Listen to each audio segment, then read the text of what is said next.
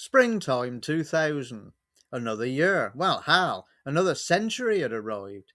It came to dawn on me, as things do whilst you sat up in a lorry cab, that for the better part of the previous decade, all I had been doing was bloody working.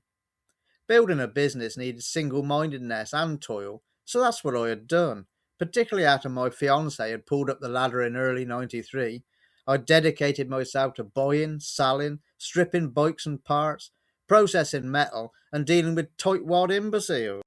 I had been a green teenager who was now in his middle twenties, and had saved every penny I could. My clothes were all tatty and oil-stained. The car I drove was an absolute nail running on stale piss drained from the scrappers. And my only luxury item of note was a 14-inch colour telly at the end of my bed. This is not to say I'd been living like some weird monk. Part-time gorsebush investigations, as my neighbour John Boy called them, were still occurring sporadically with a trainee chef down at their local pub, this on her Wednesday afternoons off. I craved something more exciting to ride, and decided to again acquire a motorbike for my own pleasure. Not some old relic that needed restoring this time, but a decent, reliable modern machine to enjoy sunny day exploits when I got the chance, away from the yard and the perpetual stink of diesel fumes. As at most times in my young life where motorcycles were concerned, it wasn't long before my old mate Paul Archer entered the fray. I was initially down there and being drawn towards a late Yamaha DT125R. It looked a smart bike leant against the workshop wall in the yard. When I rang for an insurance quote, though, the idea soon fell on its side. Coupled with a lofty price tag that Paul was asking, I would be thinking again. The plan got put on ice for a while when a Mercedes 190 turned up on a job I was out doing. The car was bought, and I contented myself with that for a while, having parted with a rather large sum of cash. The trouble was, with spring warming up, I still fancied a little bike to bomb around on. Back down to Paul's yard then, and Lady Luck smiled on me. A guy from the Forest of Dean had traded in his tidy but high mileage Kawasaki KH125. It was MOT'd, taxed, and a 1994 model, so then was only 6 years old. The insurance wasn't extortionate, I didn't have to lie down or anything, and at £450 price tag, that wasn't too bad either. Paul and I had a deal. 5 years had passed since my last bike had been on the road.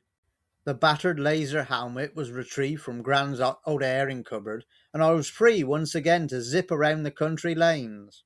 The biggest problem wasn't regaining my confidence, or even the great British weather. It was finding a free moment of time to actually get out and about. These windows closed all too soon.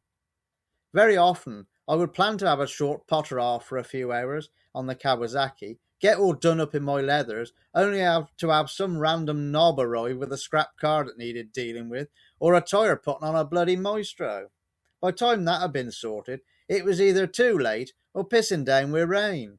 A quick pause in proceedings to say please subscribe to the channel.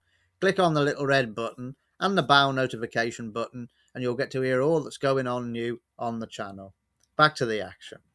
These annoyances aside, I did manage to get and put a few miles on the bike. The local garages still needed their parts delivering daily, so rather than go in the car, provided it wasn't some bloody gearbox or steering rack or some other ridiculousness, I would trundle off with various junk bunged to the pillion. I even picked and sold to a local pub 3 boxes of plums from my grand's orchard and delivered these on the quacker. I couldn't get enough of escaping down the country lanes. The allure of it was as strong as ever. The freedom from life's issues blown away for a fabulous few hours out on the roads. The little Kawasaki KH I couldn't really fault. It was happy enough at 60 miles an hour on main roads, but it was bouncing up and down through the gears on back roads where it was happiest. Aside from a prematurely rusted out front mudguard, everything else was in good order. I didn't even add a massive amount of mileage to it, so servicing was basically all that it needed, and a spanner was barely put on the bike, aside from giving the odd mate a lift home from the pub, of course. All this was great fun, but by the end of the 2000s, my health issues were beginning to bite, and when my left leg got badly broken in a yard accident, the KH got stashed away in a lorry box out the back. This made me quite sad, but there wasn't a whole lot I could do about it. Over the years, I've had various offers for it, but I've never felt the urge to part with the Kawasaki. Like all ex-scrappies, I have several old motorbikes hiding in outbuildings, and last year I put my Yamaha RD50 MX back on the road. This after it languishing for a few years or even decades in the shed. The wife and I enjoying a few summer rides out to the local pub or church. I still get the same buzz I ever did, just now I'm a little more circumspect about accidents and hospital stays, whereas Claire just keeps her eyes shut. Hello there. Thank you for watching my video. If you've enjoyed this one, would like to see a few more, please like, share and subscribe. Maybe purchase something from the merchandise shop. It's all appreciated, means a lot. Take care to you. All the best.